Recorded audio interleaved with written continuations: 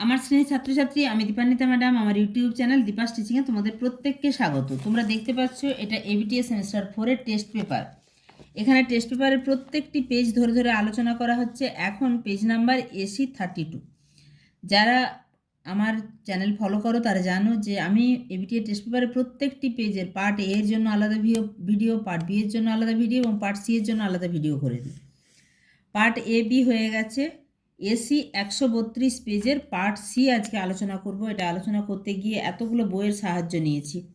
যেই বইতে যেই উত্তরটা ভালো আছে সেখান থেকেই তোমাদের যাতে একদম সংক্ষেপে যথাযথ উত্তর হয়। 3 নম্বরের প্রশ্নগুলোর ক্ষেত্রে বইতে বলে দেবো বা দাগ দিয়ে দেবো কতটা লিখবে। আর 2 নম্বরের প্রশ্নগুলো তোমরা জানো অলরেডি, আমি যেগুলো তোমাদের জন্য নোটস আকারে লিখে দিচ্ছি সেগুলো পরপর তোমাদের সামনে আমি আলোচনা করতে থাকবো। আগের পেজগুলোতেও এভাবে লিখে দিয়েছি, ফলে তোমাদের 2 নম্বরের প্রশ্নের সমস্ত উত্তরগুলো রেডি হয়ে থাকছে। আর পার্ট এ অর্থাৎ ফান্ডামেন্টালস অফ ফিজিক্যাল জিওগ্রাফি এর কিন্তু সমস্ত নোটসে পিডিএফ দিয়ে দেওয়া আছে। যারা এখনও পর্যন্ত পিডিএফগুলো পাওনি তারা অবশ্যই স্ক্রিনে দেওয়া নম্বর দেখে আমাকে হোয়াটসঅ্যাপ করলে আমি তোমাদেরকে এই পার্ট এ বা প্রাকৃতিক ভূগোলের মৌলিক বিষয়সমূহ এখান থেকে সমস্ত নোটস পাঠিয়ে দিতে পারবো। তো চলো শুরু করা যাক। প্রথম প্রশ্ন, ভারতে খাদ্য প্রক্রিয়াকরণ শিল্পের উন্নতির কারণ উল্লেখ করো। দেখো, এই কোশ্চেনটা প্রায়শই ঘুরে ফিরে আসছে।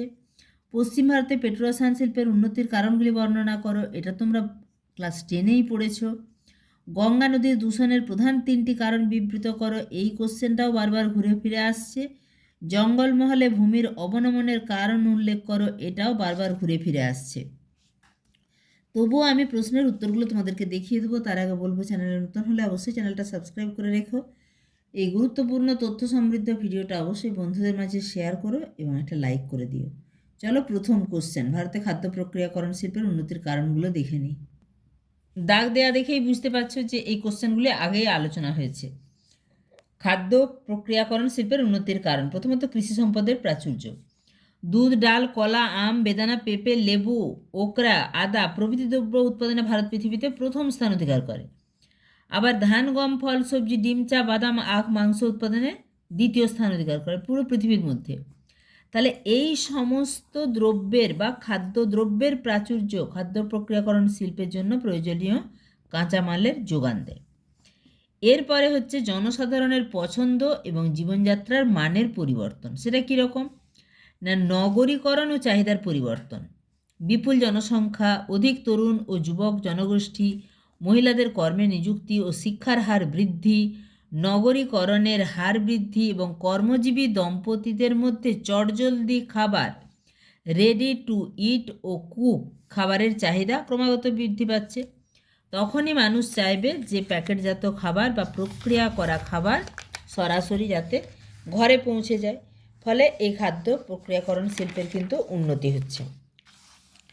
এই যে প্রক্রিয়াজাত খাবারের চাহিদা বৃদ্ধি, ভারতের জনগণের পরিবর্তিত জীবনধারা, পছন্দের কারণে সুবিধাজনক ও খাওয়ার জন্য প্রস্তুত যে সমস্ত খাদ্যদ্রব্যগুলি তার চাহিদা বেড়েছে। ফলে খাদ্য প্রক্রিয়াকরণ শিল্পে বিকাশ সহজ হয়েছে। অনুকূল সরকারি উদ্যোগ, ভারত সরকার খাদ্য প্রক্রিয়াকরণ শিল্পের জন্য নানা উদ্যোগ গ্রহণ করেছেন। এর মধ্যে বিভিন্ন প্রকল্প রয়েছে: মেগা ফুড পার্ক স্থাপন, প্রধানমন্ত্রী কিষাণ সম্পদ যোজনা, কৃষক থেকে ভোক্তা পর্যন্ত সমন্বিত কোল্ড চেন ব্যবস্থা এবং পরিকাঠামোয় মূল্য সংযোজন কর্মসূচি, উৎপাদন সংশ্লিষ্ট ভর্তুকি প্রদান, এক জেলা এক উৎপাদন গুচ্ছ কর্মসূচি প্রভৃতি। এই এতগুলোর যদি দিতে নাও পারো, প্রথমে 2-3টে কারণ দিবে। উন্নত পরিকাঠামো দিবে, কারণ এখানে কোল্ড স্টোরেজের সুবিধা, উন্নত পরিবহন ব্যবস্থা, পণ্য মজুতকরণের সুবিধা রয়েছে। এছাড়া ক্রমবর্ধমান ব্যবহারযোগ্য আয়, নগরীকরণ বৃদ্ধি এবং যেহেতু আধুনিকীকরণের ফলে জনগণের ব্যবহারযোগ্য আয় বৃদ্ধি পাচ্ছে, তখন খাদ্যপণ্যের ভোগের প্রকৃতিরও পরিবর্তন ঘটছে এবং প্রক্রিয়াজাত খাবারের চাহিদা বাড়ছে। ফলে খাদ্য প্রক্রিয়াকরণ শিল্পের উন্নতি হচ্ছে। তোমাদের 3 নম্বরের জন্য প্রশ্নটা অনেক বড় মনে হলে তোমরা কৃষি সম্পদের প্রাচুর্য আর জনসাধারণের পছন্দ ও জীবনযাত্রার মানের পরিবর্তন আর একদম উন্নত পরিকাঠামো চলে যাবে। ঠিক আছে। 2-এর দাগে, পশ্চিম ভারতে পেট্রোরসায়ন শিল্পের উন্নতির কারণগুলি বর্ণনা করো। এটা ক্লাস 10-এ পড়ে এসছো, আমার বলার কিছু নেই। ভারতের পশ্চিমাংশে বা পশ্চিম ভারতে বা ভারতের পশ্চিমাঞ্চলে পেট্রোরসায়ন শিল্পের উন্নতির কারণ হচ্ছে এখানে গুজরাট এবং মহারাষ্ট্রে অধিক সংখ্যায় পেট্রোরসায়ন শিল্পকেন্দ্র গড়ে উঠেছে। তার কারণগুলি: এখানে স্থানীয় তৈলক্ষেত্র ও তৈল শোধনাগারের অবস্থান। ভারতে মোট উৎপাদিত খনিজ তেলের প্রায় 84% গুজরাট এবং মহারাষ্ট্র এই দুটি রাজ্য থেকে উত্তোলিত হয়। বন্দরের নৈকট্য: পশ্চিম ভারতের উপকূলভাগ ভগ্ন হয়। এখানে বেশ কিছু প্রাকৃতিক বন্দর গড়ে উঠেছে, যেমন মুম্বাই, কান্ডালা, এছাড়া নবসেবা, সুরাট, পোরবন্দর। এর পরের পয়েন্ট, বিদ্যুতের সহজলভ্যতা। ভারতের পশ্চিমাঞ্চলে অবস্থিত মহারাষ্ট্রের কয়না, গুজরাটের উকাই জলবিদ্যুৎ কেন্দ্র, আহমেদাবাদ ট্রম্বে তাপবিদ্যুৎ কেন্দ্র প্রভৃতি থেকে প্রাপ্ত বিদ্যুৎ শিল্পকেন্দ্রে পাঠানোর সুবিধা রয়েছে। উন্নত পরিবহন: পশ্চিম, মধ্য, দক্ষিণ মধ্য এছাড়া কোঙ্কণ রেলপথ, অনেকগুলি জাতীয় সড়কপথ এই অঞ্চলকে দেশের অন্যান্য অঞ্চলের সঙ্গে যুক্ত করেছে। মূলধনের জোগাড়: সরকারি সহযোগিতা ছাড়াও রিলায়েন্স, মফতলাল, আদিত্য বিড়লা, পার্সি, ভাটিয়া শিল্পপতিরা এই শিল্পে প্রচুর মূলধন বিনিয়োগ করেছেন। বাজার ও চাহিদা: ঘনবসতিপূর্ণ হওয়ায় আঞ্চলিক, জাতীয় ও আন্তর্জাতিক স্তরে এই শিল্পজাত দ্রব্যের বিপুল চাহিদা বর্তমান। এগুলো লিখলেই হবে। 3 নম্বরের পরের প্রশ্ন, গঙ্গা নদীর দূষণের প্রধান 3টি কারণ বিবৃত করো। গঙ্গার জল দূষণের প্রধান কারণ হচ্ছে মানুষের বর্জ্য। মানুষ অবিবেচকভাবে এই গঙ্গা নদীতে বিভিন্ন বর্জ্য পদার্থ ফেলছে। গঙ্গা অববাহিকায় প্রায় 60 কোটি মানুষ বসবাস করে। গঙ্গা নদীতে পতিত বর্জ্যের পরিমাণ 80%। উত্তরের সমভূমি থেকে উৎপন্ন প্রায় সমস্ত পয়ঃ নিষ্কাশনের 3/4 সম্পূর্ণরূপে অপরিশোধিত অবস্থায় গঙ্গা এবং তার উপনদীগুলিতে ফেলা হয়। ফলে গঙ্গার জল দূষিত হচ্ছে। কেন্দ্রীয় দূষণ নিয়ন্ত্রণ বোর্ডের সমীক্ষা অনুযায়ী 2009 সাল থেকেই পানীয় জলে এবং স্নানের জলে জীবাণুর সংখ্যা অনুমোদিত সীমার চেয়ে অনেক বেশি। যেটা 2009 সাল থেকে। এটা তো গেল মানুষের বর্জ্য ফেলা, সেটা পয়ঃপ্রণালীর বলো বা সরাসরি আমরা যেমন আরও দেখব যে নদীতে প্রতিমা বিসর্জন থেকে শুরু করে যে কোনো আবর্জনা ফেলা, ড্রেনের হাইড্রেনগুলোও গিয়ে মিশছে গঙ্গা নদীতে। এছাড়া রয়েছে শিল্প বর্জ্য। গঙ্গার তীরে কানপুর, প্রয়াগরাজ, বারাণসী, পাটনা, কলকাতার মতো অসংখ্য শিল্পনগরী গড়ে উঠেছে। এইসব নগরে গড়ে উঠেছে ট্যানারি, রাসায়নিক কারখানা, বস্ত্র কারখানা, ডিস্টিলারি, কসাইখানা, খাদ্য প্রক্রিয়াকরণ, সার, কাগজ, তেল শোধনাগার, হাসপাতাল।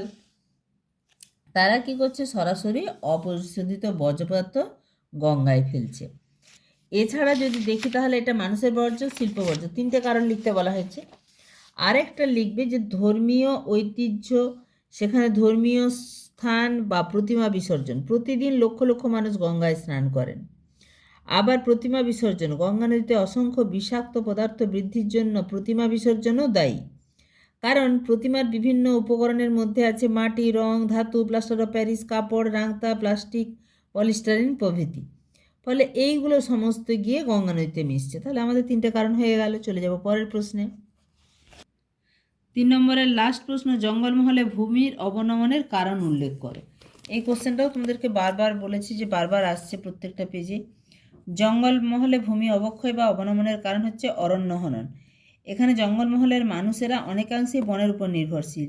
জঙ্গল থেকে জ্বালানি সংগ্রহ করে, এছাড়া বিড়ি শিল্পের জন্য কেন্দু পাতা সংগ্রহ করে, মধু সংগ্রহ করে, শাল পাতা এবং অন্যান্য বিষয়ের জন্য এখানকার মানুষের জঙ্গলের নির্ভরতা বেশি। ফলস্বরূপ তারা কি করছে না, গাছ কাটছে। এই জঙ্গল হ্রাস পাওয়ার কারণে জঙ্গলের বাস্তুতন্ত্র বিঘ্নিত হচ্ছে এবং এই যে উন্মুক্ত ভূমি, জঙ্গল কেটে নেওয়ার জন্য, গাছ কেটে নেওয়ার জন্য উন্মুক্ত ভূমিতে দ্রুত মাটির ক্ষয় বাড়ছে। এছাড়া রয়েছে জঙ্গলমহলে অপজমির সমস্যা। ইংরেজি ওয়েস্টল্যান্ড বলতে অপজমি অর্থাৎ অব্যবহৃত যে পতিত জমি, সেটাই হচ্ছে ওয়েস্টল্যান্ড।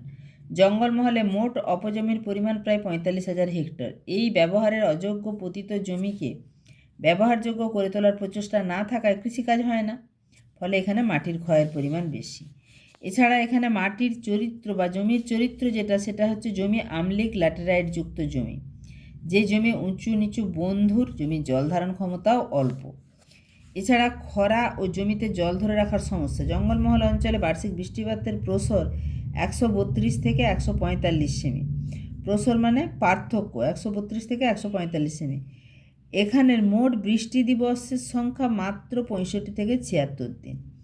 বৃষ্টিপাত বিক্ষিপ্ত অনিশ্চিত প্রকৃতির। বৃষ্টিপাতের এই নেতিবাচক প্রকৃতি জঙ্গলমহলের প্রায় প্রতি বছর দীর্ঘ শুষ্ক পর্ব এবং খরা পরিস্থিতির সৃষ্টি করে। এছাড়া রয়েছে ভূমি ঢালের পার্থক্য। জঙ্গলমহলে যেটুকু বৃষ্টি হয় তা ধরে রাখার সমস্যা আছে, কারণ এখানে ভূপ্রকৃতি অনুযায়ী জলের পৃষ্ঠ প্রবাহ রূপে জলটা বয়ে চলে যায়। এছাড়া জল ধারণের সমস্যা রয়েছে। জমি ঢালু হয়, জমিতে জল দাঁড়ায় না, ভৌম জলস্তর ভূপৃষ্ঠ থেকে অনেক নিচে থাকে এবং মাটির জল ধারণ ক্ষমতা অনেক কম। প্রাকৃতিকভাবে নিচু জমির অভাবে জল ধরে রাখার সুযোগ কম, এখানে বাষ্পীভবনের হার বেশি। সব মিলিয়ে জঙ্গলমহলে জল ধরে রাখার সমস্যা রয়েছে। এই সমস্ত কারণে জঙ্গলমহলের মাটি দ্রুত ক্ষয় পাচ্ছে বা ভূমির অবনমন দেখা দিচ্ছে। চলে যাব 2 নম্বরের প্রশ্নগুলো, যার উত্তর ডায়েরিতে লেখা আছে। 2 নম্বরের প্রশ্নগুলিতে রয়েছে, দুর্গাপুরকে ভারতের রুট বলা হয় কেন? স্থিতিশীল উন্নয়ন কাকে বলে? আইসিটি কি? পশ্চিমবঙ্গে আর্সেনিক দূষণের মূল 2টি কারণ উল্লেখ করো। এখানে দুর্গাপুরকে ভারতের রুট বলে কেন? শিল্প বিকাশের দিক থেকে ভারতের দুর্গাপুরের সাথে জার্মানির যে রুট শিল্পাঞ্চল রয়েছে তার অনেক মিল রয়েছে। এই জার্মানির রুট শিল্পাঞ্চলের সঙ্গে মিল থাকায় আমাদের ভারতের দুর্গাপুরকে ভারতের রুট বলে। এই মিলগুলো কি? যেমন 2 জায়গাতেই লৌহ ইস্পাত কারখানা রয়েছে, 2 জায়গাতেই কয়লা ও খনিজ সম্পদের প্রাচুর্য রয়েছে, 2 জায়গাতেই উন্নত রেল সড়ক পরিবহন ব্যবস্থা রয়েছে, এবং এই যে জার্মানির রুড় যে শিল্পাঞ্চল সেটা রাইন নদীর তীরে গড়ে উঠেছে। একই রকমভাবে দামোদর নদীর তীরে গড়ে উঠেছে দুর্গাপুর লৌহ ইস্পাত শিল্পকেন্দ্র, যেখানে উন্নত রেল সড়ক যোগাযোগ দেখা যায়। পরের প্রশ্ন, স্থিতিশীল উন্নয়ন কাকে বলে? মানুষের জীবনযাত্রার মান উন্নয়ন, শিক্ষা, স্বাস্থ্য, সমতা ও ন্যায় বিচার নিশ্চিত করার সঙ্গে সঙ্গে প্রকৃতি ও সম্পদের সঠিক ব্যবহারে হচ্ছে স্থিতিশীল উন্নয়ন। স্থিতিশীল উন্নয়ন এমন একটা উন্নয়ন যা দ্বারা শুধুমাত্র যে বর্তমান প্রজন্মের চাহিদা পূরণ হচ্ছে সেরকমই নয়, বরং ভবিষ্যৎ প্রজন্মের জন্য অর্থনীতি এবং প্রাকৃতিক সম্পদকে সুরক্ষিত রাখে এই স্থিতিশীল উন্নয়ন। পরের প্রশ্ন, আইসিটি কি? এগুলো কিন্তু সুন্দর, যতটুকু 2 নম্বরের মতো লেখা ততটাই লিখে দিয়েছি, তোমরা এখান থেকে সরাসরি লিখে নেবে। আইসিটির পুরো নাম হচ্ছে ইনফরমেশান অ্যান্ড কমিউনিকেশান টেকনোলজি, যার বাংলা হচ্ছে তথ্য ও যোগাযোগ প্রযুক্তি। আইসিটি বলতে এমন সব প্রযুক্তিকে বোঝায় যার মাধ্যমে তথ্য সংগ্রহ, সংরক্ষণ, প্রক্রিয়াকরণ ও আদান প্রদান করা হয়, যেমন কম্পিউটার, মোবাইল, ইন্টারনেট, এইগুলো হচ্ছে আইসিটির অংশ। পশ্চিমবঙ্গে আর্সেনিক দূষণের মূল 2টি কারণ উল্লেখ করো। প্রথম কারণ হচ্ছে ভূগর্ভস্থ জলের অতিরিক্ত ব্যবহার। কূপ, নলকূপ মাধ্যমে ভূগর্ভস্থ জল অতিরিক্ত হারে তোলার ফলে মাটির নিচের আর্সেনিক দ্রবীভূত হয়ে জলে মিশে সেই জলটাই উপরে উঠে আসে। আরেকটা বড় কারণ হচ্ছে ভূতাত্ত্বিক কারণ। গাঙ্গেয় অববাহিকায় ভূতাত্ত্বিক গঠনে রয়েছে পাইরাইট বা আয়রন সালফাইড সহ আর্সেনিক সমৃদ্ধ পলি, যা ভূগর্ভস্থ জলের সাথে মেশে এবং জলের সাথে উঠে আসে। তাহলে এই ছিল আজকের উপস্থাপনা। ভিডিওটা ভালো লাগলে অবশ্যই একটা লাইক করে দিও। চ্যানেলে নতুন হলে আবারও বলছি চ্যানেলটা সাবস্ক্রাইব করে রেখো। দেখা হচ্ছে খুব তাড়াতাড়ি পরবর্তী উপস্থাপনা বা পরবর্তী ক্লাসের সাথে।